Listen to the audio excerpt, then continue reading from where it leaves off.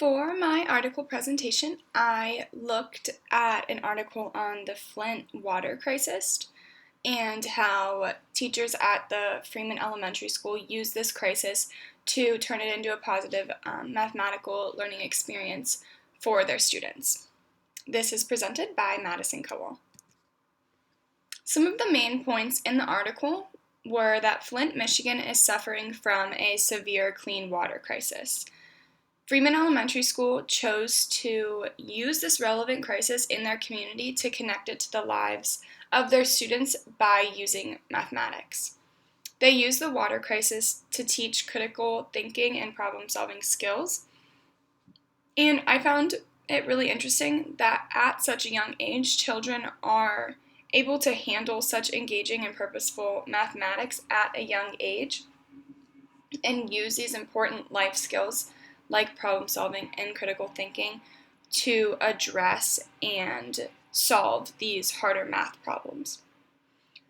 One of the most important quotes from the text that I found were, "This is important because connecting to local issues in the mathematics classroom supported students who are earlier in their mathematical development to experience success at using core mathematic practices such as preserving and problem solving and mathematical modeling while developing understanding of foundational mathematics concepts."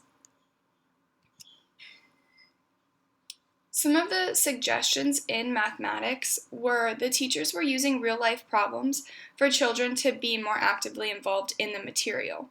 So by using mathematics to promote critical thinking and problem-solving skills, the students were able to dig deeper into the material that they were learning about and use these skills to address a problem that they're facing every single day.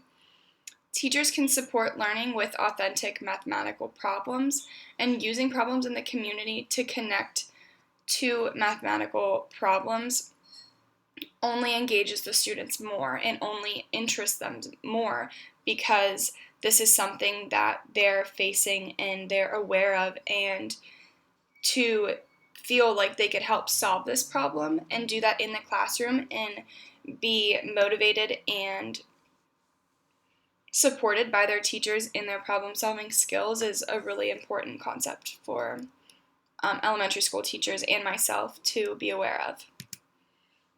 Some of the math problems and activities that the Freeman Elementary School teachers did were the teachers first introduced background information on water donations and consuming healthy water. They asked questions like, how many bottles of water do you need daily? How many bottles of water do we need every day for our class? And how many cases of water do we need each week? The conclusion that the students came to were you needed 40 ounces of clean water every single day. The students used strategies to find that 2 bottles of water that were 16 ounces each was not enough water, clean water a day, but 3 bottles of water was too much.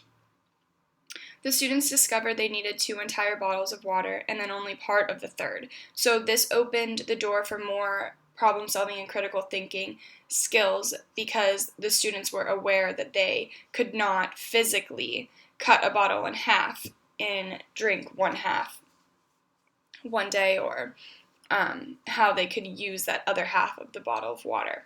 So the students used bundling to explore different answers and use drawings.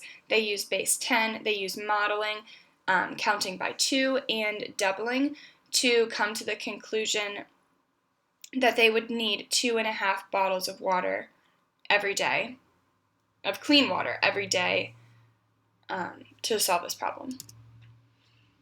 Some of the insights and opinions that I had on this article were that I liked how the teachers at Freeman Elementary School incorporated real-life situations in their community to further their students' learning. I actually have a very personal connection to the Flint, Michigan water crisis. I lived in Birmingham, Michigan for the summer, and I traveled to Flint over the summer to see the damages in the city and how this problem was affecting the communities in Flint. So I saw personally many wealthy surrounding towns like Birmingham, Troy, and even Detroit is becoming more up and coming and developing. And then I saw the total opposite in Flint, which was only a few miles away from these very wealthy towns. This changed my perspective on schools in Flint and the community of Flint, because this is a very negative community issue and a very negative crisis that we're facing in the United States. And these teachers turned this negative experience that these students are going through every day and that their community is going through every day to engage their students in an interactive learning experience. This also stepped beyond second grade math, I think, and used critical thinking and problem solving skills, which I think critical thinking and problem solving skills are some of the hardest skills to teach students. So by incorporating in this engaging activity, I really think that it helped further their students' learning. 3 things that stood out to me in the article were they were using critical thinking and problem solving skills at a very young age. The teachers were pushing their students with real life problems, and it made the experience and the learning process more meaningful because these are problems that the students are dealing with. They turned this negative thing that they're living through into a learning experience for their students and for the teachers as well.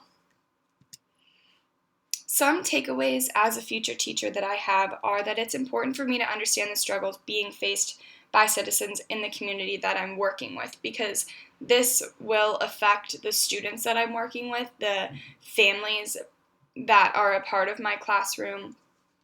And if I fully understand what they're going through, it will better help me understand my students and understand how I can help further their learning. I need to push my students to work together and collaborate with critical thinking and problem solving skills, and I recognize that you can promote these skills in elementary school at such a young age, and you can promote these skills by engaging in real life scenarios and problems, because this helps engage students in the information that they're learning about. In the article, it said that the students were fully engaged in their mathematics class while doing this project from start to finish. As an elementary school teacher and the field work that I've done, I've noticed that it's very hard to keep students engaged in interacting in problems in one subject area.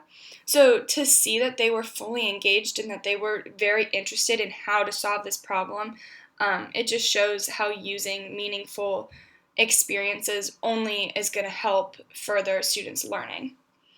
And then getting to know my students' dislikes, likes, struggles, it's only going to help me further their learning in subjects like math. And using those real-world problems in math will be very helpful to make connections to their lives and to real-world problems.